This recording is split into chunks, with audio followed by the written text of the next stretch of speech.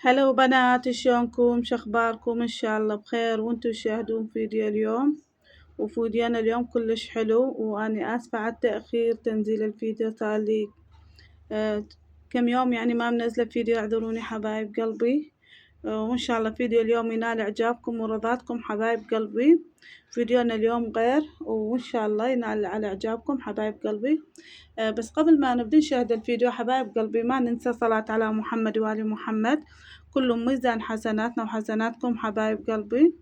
ولا تنسون هم لايك واشتراك فضلا وليس أمرا حبايب قلبي. وهنا جتني طلبية مالت كيك حبايب قلبي، وحبيت أشارككم، بس ما شاركتكم يعني الخلطة مالت الكيك، شاركتكم مقتطفات منها حبايب قلبي. بنات هنا هاي كيكة المحسن، المواد كلش لازم تكون باردة يعني قبلها بيوم وتخلونهن بالفريز. هنا قياس 15 سويت كيكتين طلبية، يعني جتني طلبية وهم حبوا يعني اسوي لهم للبيت كيكة، فسويت يعني كيكتين، يعني كيكة طلبية كيكة يعني للبيت لنا حبايب قلبي. وهنا بردت مواد الكيك كلش بارد. البيض قياس 15 ياخد 3 بيضات كبار. وأهم شي يعني كل مواد الكيك يكون بارد بنات. هاي هنا كيكة المحاسن يعني لازم موادها كلش باردة. فهنا كل غالب يعني قياس 15 أخذ مني 3 بيضات كبار، 6 بيضات صاروا القالبين. وخاشوقة محسن، خاشوقة وربع حطيت للاثنين بنات. ومي بارد كوب يعني اللي طفتهن للاثنين، وكوب شكر هم يعني للقياسين، كوب شكر استعملت. وخاشوقة خل بنات وباودر. وهاي هي مواد الكيك حبايب قلبي. وإن شاء الله إذا ناسي شي إن شاء الله هم أتذكر وأرجع أذكر لكم، لأن بنات أنا ما شاركتكم يعني الخلطة مالت الكيك حتى لا يكون الفيديو طويل عليكم. وإذا تحبون هاي هيجي فيديوهات، حتى إن شاء الله كل ما تجيني طلبية أسوي لكم فيديو. فإذا تحبون اكتبوا لي بالتعليقات إذا تحبون يعني أشارككم خلطة الكيك. وهنا بنات جيت أزين الكيك بنات. هنا خليت مي مثل ما تشوفون كوبين وربع مي بارد مثلج، يعني أهم شي مي مثلج. بالبداية خليت المي، وهاي الساعة أضيف الكريمة نفس قياس المي أضيف الكريمة بنات. أشقد ما تخلون مي لازم تخلون مقابلها مي يعني العفو كريمة. وتكون الكريمة همينة محتفظين بها بالفريز، يعني يكون اثنيناتهم باردات بنات، لأن الجو كلش حار يعني، وتعرفون الكريمة تسيل.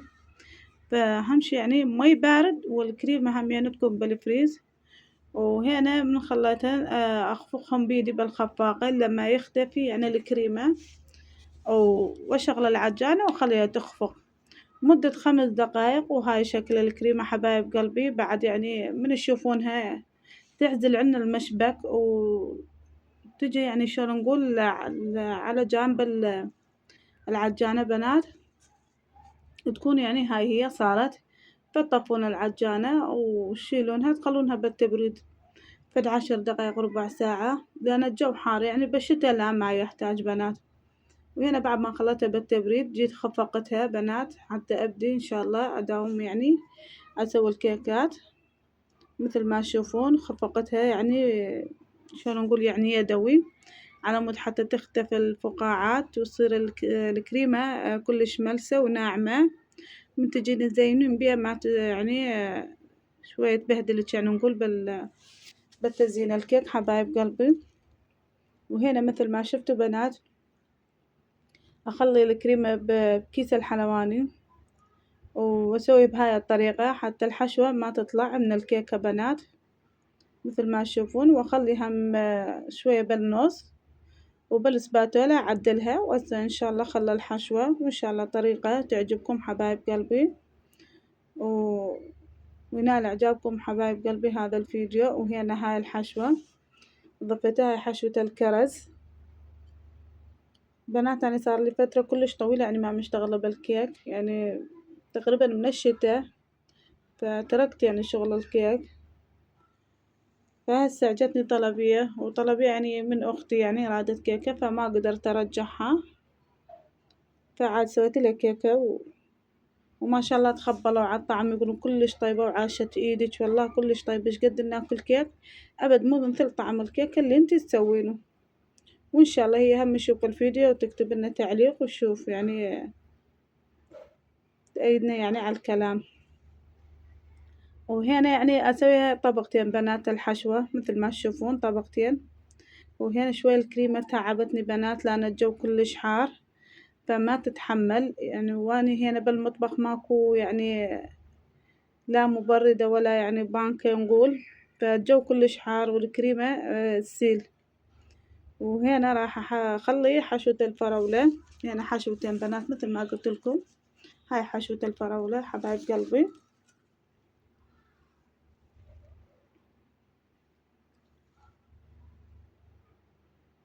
هنا حسب الرغبة يعني اللي تخلون الحشوة حسب رغبتكم، حسب الكمية أو حسب السعر. السعر هم يحكي بنات، إذا سعر زين يعني تقدرون تضيفون حشوة أكثر، وإذا السعر يعني شلون نقول قليل فتخلون الحشوة حد السعر مالت الكيكة.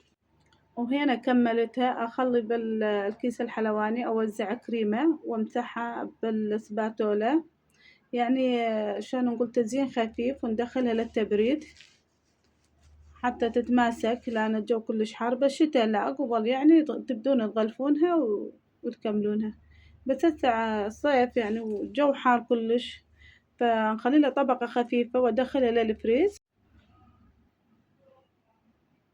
وهنا بنات بعد ما دخلتها للفريز وبردت راح اغلفها التغليف الاخير بنات، او ازينها التزيين الاخير. وبنات اعذروني على صوتي كلش يعني كلاونزة، فيشوفون صوتي كلش متغير، فاعذروني حبايب قلبي. وهنا رادوها لون وردي، فهنا كان عندي يعني لون احمر باودر، وضفته على الكريمة وخفقتها وصار انطاني هذا اللون الوردي الفاتح. اللون كلش حلو صار بنات.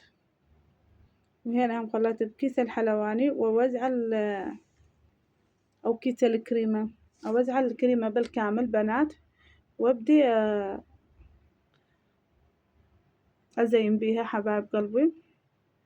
وهنا هاي القاشطة عندي بنات قبق مال لبن او مال زاهي حبايب قلبي، وهنا سويتها قاشطة كلش سهلة وخفيفة على يدي بنات. أنا عندي يعني أكثر من وحدة، عندي ستيل وعندي يعني ليلون، بس هاي ارتاحت بيها حيل فهاي خليتها يعني أشتغل بيها للكيك حبايب قلبي، يعني تساعدني كلش يعني بتزيين الكيك.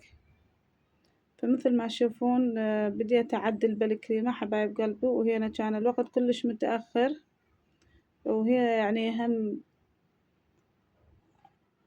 كان سيرة ماي، فسير الماي شوية يصير يعني شغلي كثير بنات، ما مثل يعني أيام العادية، لأن من يجي الماي أسوي حملة للبيت.